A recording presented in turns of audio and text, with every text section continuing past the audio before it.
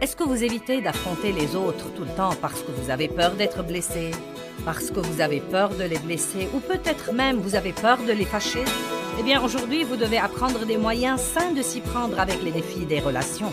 Tout de suite à l'antenne.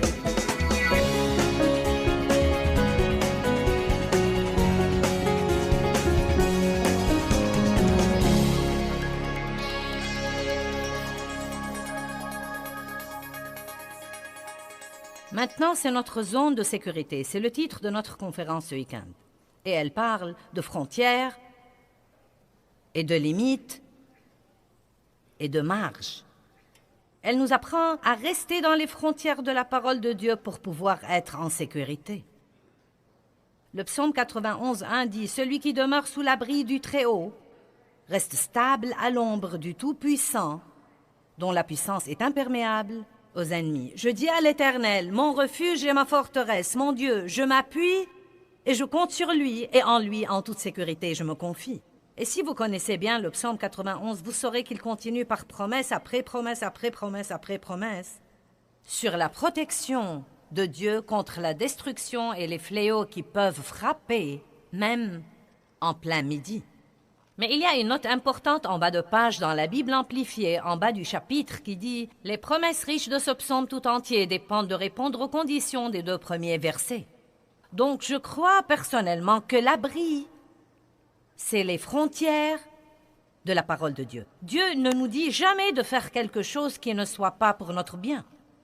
Même quand je vous ai parlé auparavant de donner, Dieu n'essaie pas de vous prendre votre argent. Si vous faites ce que la parole de Dieu vous dit de faire concernant les finances, qui n'est pas donner le tout, mais donner une partie, épargner une partie et dépenser une partie, Dieu veut que vous jouissiez de ce que vous avez. Mais il ne veut pas que vous dépensiez tous les sous qui vous tombent sous la main, puis utilisez toutes les cartes de crédit qui vous tombent sous la main, car ce qui arrive, c'est que vous vivez en dehors de vos frontières, parce que votre frontière, c'est ce que vous avez. Quand vous commencez à dépenser ce que vous n'avez pas, vous vivez en dehors de vos frontières et vous vous retrouverez dans un gâchis, dans ce piège-ci, dans ce piège-là, dans ce piège-ci et dans d'autres pièges. Et donc il y a toutes sortes de frontières dans la parole de Dieu. Elles ne sont pas là pour nous rendre malheureux et pour nous mettre en prison. Ce sont des choses que Dieu nous encourage à respecter. Celle-ci a une porte. Je peux sortir si je veux et aller faire ce qui me plaît. Dieu me donne le libre arbitre. Je peux faire tout ce qui me plaît. Mais si je choisis, dites choisis, si je choisis de mon plein gré de rester à l'intérieur des frontières de la parole de Dieu, j'aurai alors une vie si merveilleuse. Et j'ai vécu assez longtemps pour expérimenter tout ça. Et je pourrais vous épargner beaucoup de douleurs et d'angoisses et beaucoup de temps si vous voulez croire ce que je vous dis aujourd'hui. Par exemple, la parole de Dieu dit que vous devez pardonner à vos ennemis, que vous devez pardonner à ceux qui vous blessent, qui vous font du mal, qui vous exploitent et qui vous traitent injustement et inéquitablement. Eh bien, Dieu vous dit de faire ça pour votre bien. Il ne s'agit pas de ce que vous faites pour vos ennemis. Dieu vous dit de pardonner pour votre bien. Vous vous rendez service à vous-même quand vous pardonnez, car si vous pardonnez, vous n'aurez plus tout ce supplice au-dedans de vous. Vous ne passerez pas votre vie fâché contre quelqu'un qui s'amuse quelque part et se fiche pas mal de ce que vous ressentez. Vous ne passerez pas votre vie exaspérée à cause de quelqu'un qui a déjà décidé ce qu'il va faire. Vous pouvez aller de l'avant et vivre la vie que Dieu veut que vous viviez et mettre vos ennemis entre les mains de Dieu. Eh bien, il y a une liberté. J'ai détesté mon père pendant des années parce qu'il avait abusé de moi sexuellement dans mon enfance. Je n'étais pas libre. Quand votre cœur est rempli de haine et d'amertume et de colère et de ressentiment, vous n'êtes pas libre. Mais quand j'ai commencé à obéir à la parole de Dieu, non seulement aller à l'église et écouter les sermons et ne pas les mettre en pratique, mais quand j'ai vraiment commencé à vivre selon la parole de Dieu, cette haine s'est dissipée. J'ai en fait commencé à m'occuper de l'homme qui a passé sa vie à abuser de moi. Je me suis occupée de lui jusqu'à sa mort. Il a finalement reçu le Christ comme son sauveur. C'était une merveilleuse expérience. Donc si nous vivons à l'intérieur des frontières de la parole de Dieu, et là je veux le dire à nouveau, n'allez pas à l'église pour écouter les sermons et applaudir et dire Amen et rentrer chez vous et ne pas faire ce que dit la parole. Nous devons faire ce que dit la parole de Dieu, sinon elle ne va pas travailler dans notre vie. Et si vous restez vraiment dans les frontières et dans les limites de la parole de Dieu, ce sera votre zone de sécurité. Je suis en sécurité. Maintenant, le diable peut venir contre moi, mais à dire vrai, il n'y a pas une chose qu'il peut me faire à long terme. Il peut m'exaspérer, il peut me mentir, mais vraiment, il ne peut rien me faire qui soit en dehors du plan de Dieu pour moi, parce que Dieu veillera sur nous et s'occupera de nous tant que nous resterons dans les frontières de sa parole. Amen. Donc c'est un cours de remise à niveau. Maintenant, nous passons tellement de temps à parler des personnes qui nous exaspèrent, mais nous ne leur parlons pas à eux des choses qu'ils font et qui nous exaspèrent. Et donc, nous ne sommes vraiment pas très bons en confrontation. Et la confrontation est une frontière. C'est une marge ou c'est une limite que nous mettons dans notre vie. Cela veut dire que vous ne pouvez pas aller plus loin que ça. Vous devez mettre des limites dans votre vie, comme par exemple ma fille. Tout le monde est différent. Une de mes filles a la politique de la porte ouverte. Vous pouvez venir chez elle quand vous voulez et entrer. Pas besoin d'appeler. Ça lui est égal si je frappe ou non. Elle dit « Oui, viens, viens, oui ». Elle est de celles qui disent « Bien sûr, passez n'importe quand, vous savez ». Mon autre fille a habité à côté de chez moi pendant quelque temps et elle me disait « Je préfère que tu ne viennes pas sans appeler, maman ». Eh bien, au début, j'étais comme « Je suis ta mère ». Mais vous savez quoi? J'ai dû comprendre que c'était sa barrière, son droit de la mettre. Elle n'essayait pas d'être impolie avec moi. Elle me faisait savoir ce dont elle avait besoin dans sa vie. Et les gens différents ont besoin de choses différentes. Et nous devons non seulement mettre des frontières ou des limites pour les autres, mais encore nous devons respecter les autres et respecter leurs limites dans la vie et ne pas nous vexer parce que tout le monde est différent. Amen? Maintenant, vous savez, je peux être accueillante si je le fais exprès, mais je n'ai pas le don de l'hospitalité. Et vous savez, je suis le genre de personne qui dit aux autres « Ne venez pas chez moi sans appeler ». Donc c'est plutôt intéressant. Je suis comme ma fille, et pourtant, le fait qu'elle soit comme ça m'a dérangée. Vous me suivez là-bas? Les gens ont le droit d'avoir des frontières. Et nous devons respecter ces frontières. Maintenant, certains se demandent probablement à propos du chien. Finissons-en avec le chien car vous y pensez. Vous savez, j'utilise l'exemple du chien de votre voisin qui salit votre pelouse. Et si vous n'avez pas de clôture, ce n'est pas de sa faute. Un type qui promenait ses deux chiens l'autre jour nous a dit à Dave et à moi « Mes chiens aiment bien votre jardin ». Je ne pouvais pas me vexer car je n'avais pas de clôture autour de mon jardin. Mais si vous avez une clôture, si vous avez une frontière, si vous avez une limite, alors, vous savez, votre voisin devrait être pratiquement fou pour prendre son chien, le faire passer au-dessus de la clôture de votre jardin et lui dire « Allez, Fido, va à la salle de bain, vas-y, marche sur la belle pelouse de Madame Joyce, c'est bon maintenant. Allez, rentrons à la maison. » Et nous rentrons à la maison. Donc, ce que nous devons faire, c'est de mettre quelques clôtures dans notre vie. Pauvre bébé, je suis désolée.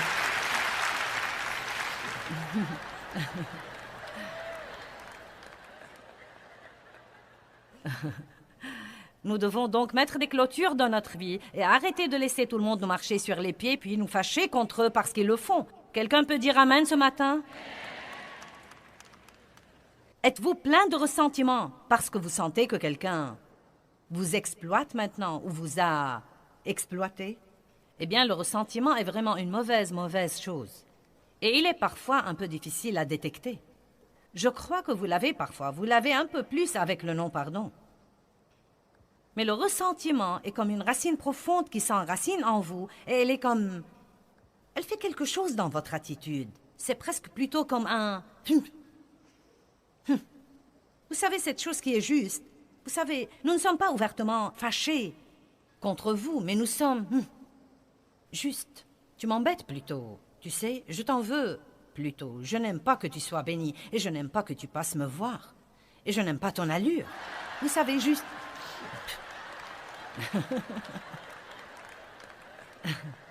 Cela soigne de votre attitude. Je crois que ça fait partie de la raison pour laquelle les gens font des dépressions. Ce n'est pas la seule raison. Il y a beaucoup de raisons pour ce genre de choses. Mais je pense que c'est en grande partie la raison pour laquelle les gens ont comme une lourdeur dans leur vie. Parce qu'ils sont irrités, ils sont aigris. Ils sont vraiment aigris. Je n'acceptais pas pendant tant d'années le fait que je n'avais pas eu une enfance agréable et heureuse. Je n'ai jamais vécu mon enfance. J'ai manqué toute cette partie de ma vie. J'ai travaillé et j'ai été responsable d'aussi loin que je m'en souvienne. Et j'ai traversé des périodes où j'en étais vraiment contrariée. Vous savez, ce n'était pas bon, ce n'était pas juste. Mais au lieu de refuser les choses, j'ai appris que si je faisais les choses à la façon de Dieu, il me donnerait une double bénédiction pour mes ennuis passés. Je dis tout le temps peut-être que je n'ai pas eu un bon commencement, mais mes chers, j'ai une bonne fin. Et c'est comme ça que vous devez voir les choses. Peut-être que vous n'avez pas tout ce que vous voulez, et peut-être qu'il y a des gens qui ne vous ont pas traité comme il faut, mais prenez votre part de la responsabilité. Peut-être que vous aussi n'avez pas parlé franchement. Peut-être que vous n'étiez pas prêt à affronter. Peut-être que vous avez mis des limites et vous ne les avez pas imposées. Vous dites au petit Johnny, « Si tu fais ça encore une fois, tu resteras à la maison toute la journée. » Maintenant, vous avez mis une limite. La prochaine fois qu'il le fait, je t'ai dit que si tu faisais ça encore une fois, tu resterais à la maison. Je te dis que si tu fais ça encore une fois... Et donc nos frontières et nos limites deviennent de la blague pour tout le monde, car nous disons que nous allons faire des choses et nous ne les faisons pas. Nous devons donc surmonter notre ressentiment si nous ne voulons pas jouer notre rôle. Avez-vous passé des années à essayer d'aider quelqu'un et il n'a toujours pas changé? Et maintenant vous regrettez les années, le temps, l'effort et l'argent que vous avez dépensé? Eh bien, peut-être que vous essayez d'aider quelqu'un et vous voulez qu'il change, mais en fait, il ne veut vraiment pas changer. Je ne sais pas ce que vous en pensez, mais j'ai tendance à secourir les gens. Je peux vraiment me mettre à secourir les gens. J'ai plutôt un genre de complexe d'héros, je crois. Je ne sais pas, mais j'aime vraiment secourir les gens. J'ai appris des leçons à mes dépens dans ma vie et j'ai appris des leçons que la Bible appelle la prévenance sage dans les 3, 4 ou même dans les 5 dernières années. Aimer les gens ne veut pas toujours dire les sauver de tous les ennuis et les problèmes qu'ils se sont attirés.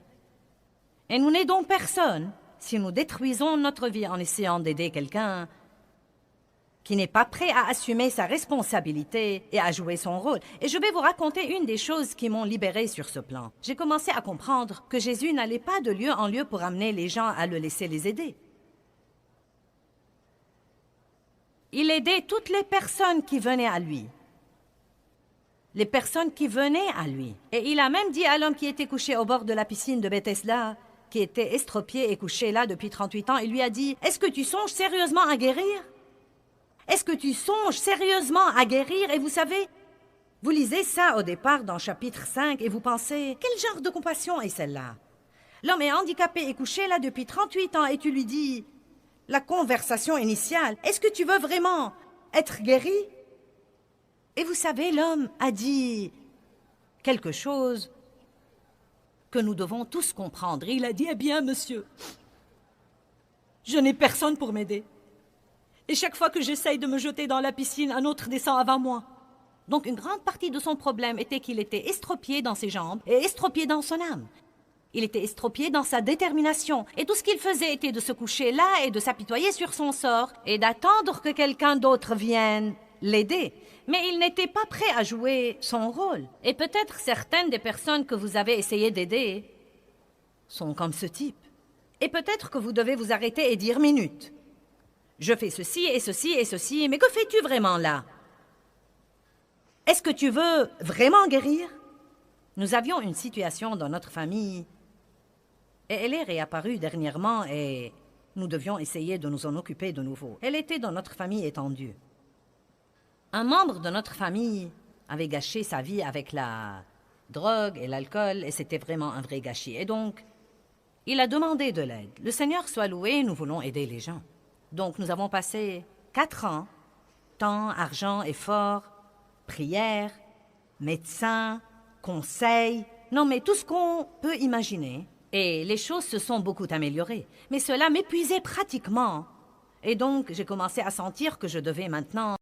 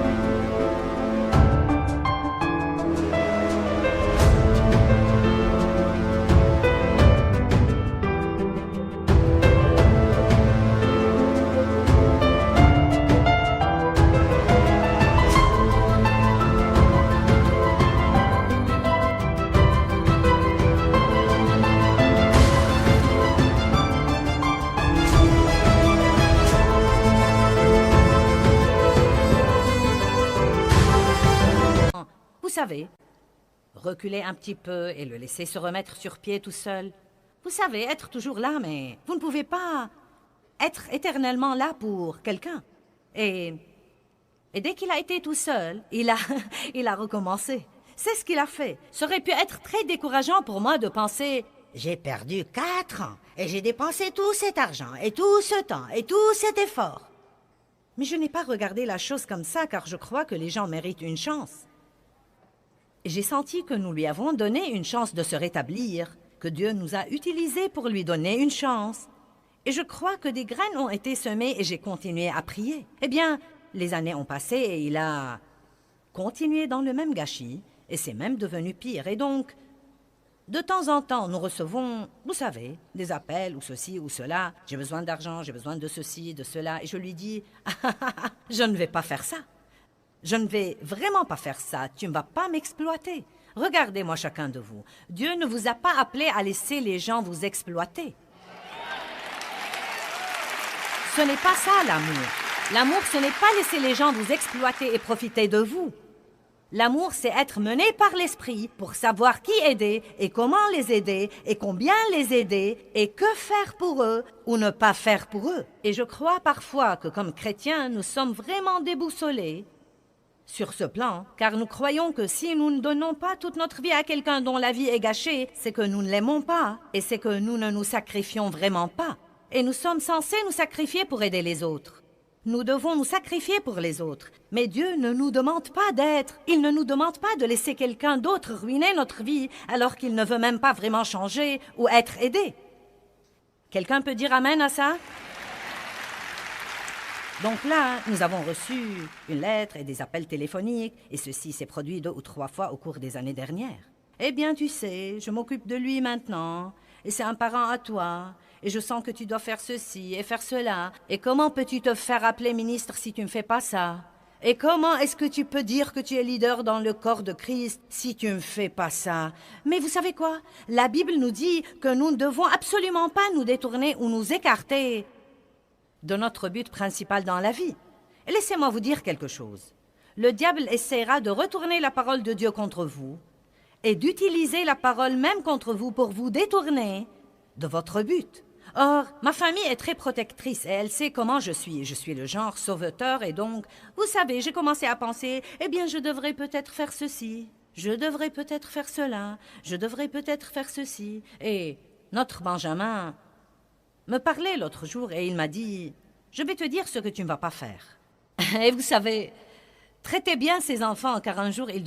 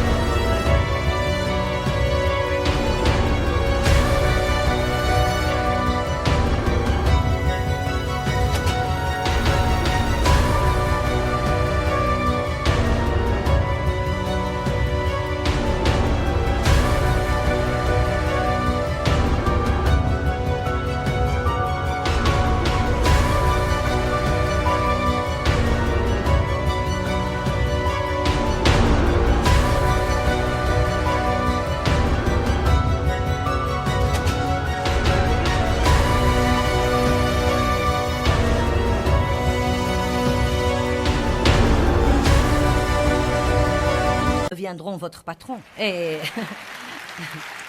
il est maintenant le directeur général de tout notre ministère aux États-Unis et donc, de temps en temps, il entre là et dit à sa maman ce qu'elle devrait faire. Et il le fait parce qu'il m'aime et qu'il veut me protéger. Et Dave fait la même chose. Vous savez, Dave me dit ce que je ne devrais pas faire et ce que je devrais faire. Et vous savez, parfois je leur dis, est-ce que vous devez toujours me dire que faire? Vous savez, mais c'est pour ma protection parce que nous ne prenons pas toujours les meilleures décisions. Et donc, ils savent comment je suis et ce que serait ma tentation. Eh bien oui, eh bien, je crois que ce n'est pas un très bon exemple. Et vous savez, peut-être que je devrais faire ceci et faire cela. Mon Benjamin m'a dit, voici ce que tu peux faire et ce que tu ne peux pas faire. S'il y a un centre de traitement et que ça exige de l'argent et que tu veux vraiment faire ça, ça va. Si tu veux envoyer quelqu'un pour surveiller la situation, ça va. Mais voici ce que tu ne vas pas faire. Tu ne vas pas réintégrer cette personne dans ta vie quotidienne. Tu te sens bien maintenant. Tu as de l'énergie. Tu portes du fruit. Tu jouis de ta vie. Et tu ne vas pas laisser quelqu'un qui ne veut même pas vraiment s'aider lui-même, revenir dans ta vie, te voler tout ça. Eh bien, aidez les gens. Mais vous devez parfois venir à leur aide de loin. Vous ne devez pas laisser les gens s'impliquer dans votre vie et la vider de tout. Laissez-moi vous dire quelque chose. Aider les gens ne signifie pas que vous devez toujours tout faire pour eux et ne leur laisser rien à faire par eux-mêmes. Et croyez-moi, si ce type montrait un peu d'intérêt pour s'aider lui-même et faire un petit effort, nous nous mettrions en quatre pour lui. Mais je ne vais plus avoir de relation unilatérale dans ma vie où quelqu'un ne fait que prendre et je ne fais que donner. Je ne crois pas que ce soit de la piété.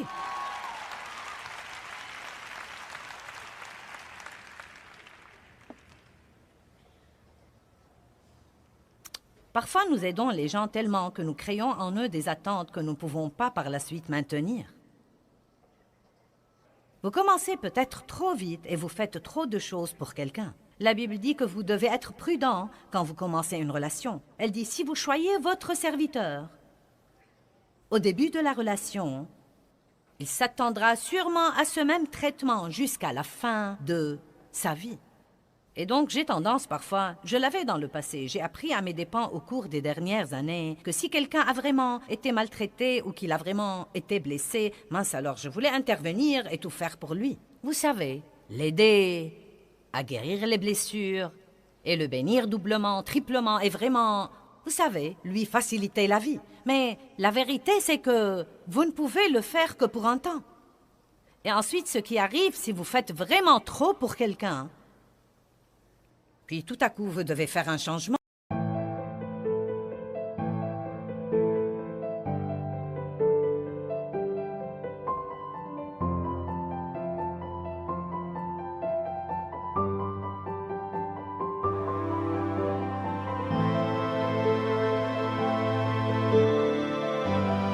Il sera dévasté et furieux contre vous. Et vous ne comprendrez pas pourquoi il est furieux, car vous sentez que vous êtes allé trop loin en essayant de l'aider. Et tout ce que vous voulez qu'il fasse, c'est de prendre lui-même un peu de responsabilité. Ce que nous devons faire, c'est faire un peu de choses pour les gens et leur donner une responsabilité. S'ils assument cette responsabilité, vous pouvez passer au niveau suivant. S'ils assument l'autre responsabilité, vous passez au niveau suivant. Mais si vous faites tout pour quelqu'un et qu'il ne fait rien, vous devez à ce moment-là peut-être reculer et prier un peu plus et découvrir ce que vous dit... Ce que Dieu vous dit si vous les aidez vraiment ou si vous êtes déboussolé sur la manière dont vous êtes censé vous comporter comme chrétien. Regardons Luc 10, verset 27. Il y a en ce moment beaucoup de gens qui aimeraient vous exploiter si vous n'avez pas de frontières dans votre vie. Le bon samaritain, nous voulons tirer de cette histoire quelque chose de différent de ce que nous tirons normalement. Ce jeune homme a dit à partir du verset 27. Il avait posé une question à Jésus sur ce qu'il devrait faire pour avoir la vie éternelle. Ils ont eu une conversation et il a dit « Oui, je fais tout ça ». Et Jésus a dit « Tu aimeras le Seigneur, ton Dieu, de tout ton cœur, âme, pensée et force et ton prochain comme toi-même ». Ensuite, ce type est entré dans ce genre de conversation religieuse. « Et qui est mon prochain ?» Et c'est plutôt intéressant pour moi. Il ne voulait pas aider quelqu'un, donc il essayait de s'esquiver. Et donc, Jésus commence à lui dire ceci pour lui donner un exemple. Et à partir du verset Du verset 30, Jésus lui a dit « Un homme descendait de Jérusalem à Jéricho. Il tomba au milieu des brigands qui le dépouillèrent de ses habits et de ses affaires, le chargèrent de coups et s'en allèrent, insouciants, le laissant à demi-mort. Il s'est trouvé qu'un sacrificateur descendait par là et il passa outre. Un Lévite arriva aussi et passa outre. » Verset 33. « Mais un Samaritain arrive. Il vint à l'homme, et le voyant fut ému de pitié et de compassion. » Verset 34. « Il s'approcha et banda ses plaies. En y versant de l'huile et du vin, le mit sur sa monture, le conduisit à une hôtellerie et prit soin de lui pendant, je crois, une nuit. Et le lendemain, il tira 2 deniers, le salaire de 2 jours, les donna à l'hôtelier et lui dit « Tiens, aie soin de lui, car je dois aller quelque part et faire quelque chose, et à mon retour, nous ferons les comptes. » Maintenant, la chose que nous pouvons en tirer et que nous n'avons peut-être jamais vue auparavant, c'est « Voilà un type qui a fait ce qu'il pouvait faire pour quelqu'un, mais il n'a pas essayé d'aller si loin jusqu'à gâcher sa vie et les autres choses dont il était responsable. » En d'autres termes, il a dit « Vous savez, non mais il aurait pu sentir, eh bien je dois oublier tous mes plans et rester ici avec lui. » Mais il n'a pas fait ça, il a dit « Je dois aller m'occuper de mes affaires. »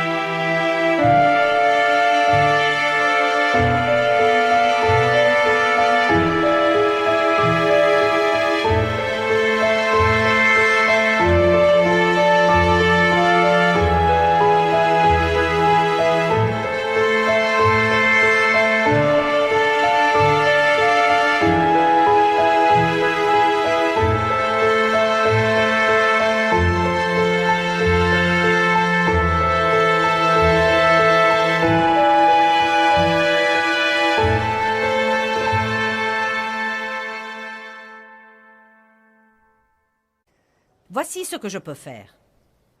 J'ai de l'argent, je peux t'aider avec ça, mais je ne peux pas rester ici. J'ai beaucoup d'autres choses dont je dois m'occuper. Et je crois que beaucoup de fois, tout le monde devrait faire quelque chose. J'ai dit que tout le monde devrait faire quelque chose. Je crois que chaque fois que vous tombez sur quelqu'un qui souffre, il y a quelque chose que vous pouvez faire. Et notre grand problème est que soit nous ne faisons rien, soit nous essayons de tout faire. Ce que nous devrions faire, c'est de savoir quel est mon rôle là-dedans, parce que nous sommes encore de croyants. Et Dieu élèvera quelqu'un pour faire quelque chose et quelqu'un d'autre pour faire autre chose et quelqu'un d'autre pour faire autre chose. Mais vous ne devez pas culpabiliser si vous sentez que vous ne pouvez pas faire le tout vous-même. Eh bien, les frontières sont vraiment la façon de Dieu de nous protéger si nous les comprenons et si nous les observons. Et je veux vous enseigner tout ce que je peux vous enseigner sur les frontières et sur la vie dans ce que j'appelle la zone de sécurité de la vie.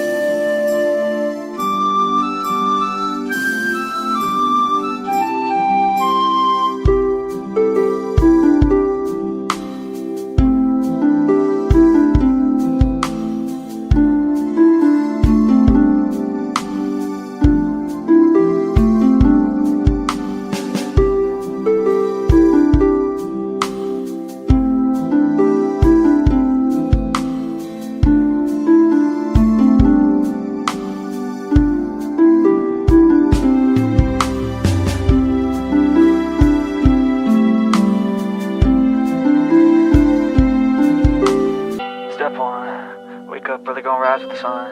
Step 2, get some good, some food in you. Step 3, think real hard about what you wanna be.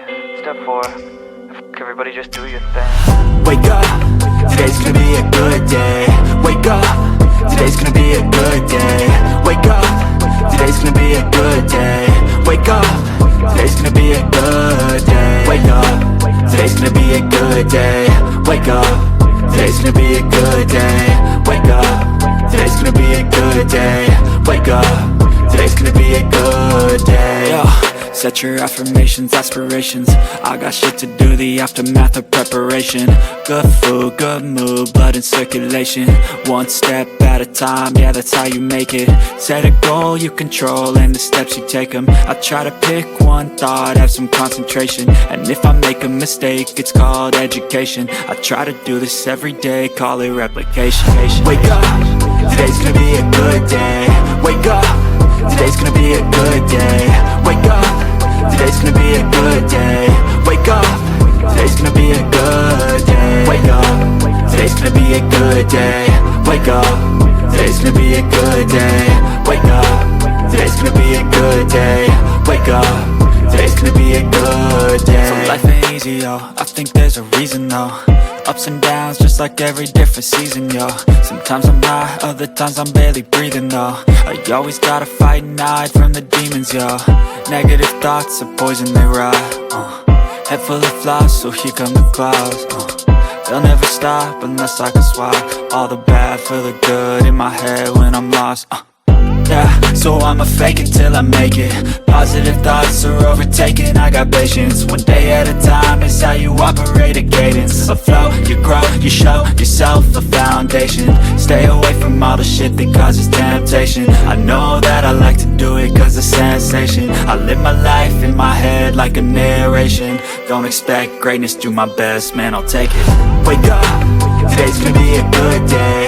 Wake up, today's gonna be a good day. Wake up, today's gonna be a good day. Wake up, today's gonna be a good day. Wake up, today's gonna be a good day. Wake up, today's gonna be a good day. Wake up, today's gonna be a good day.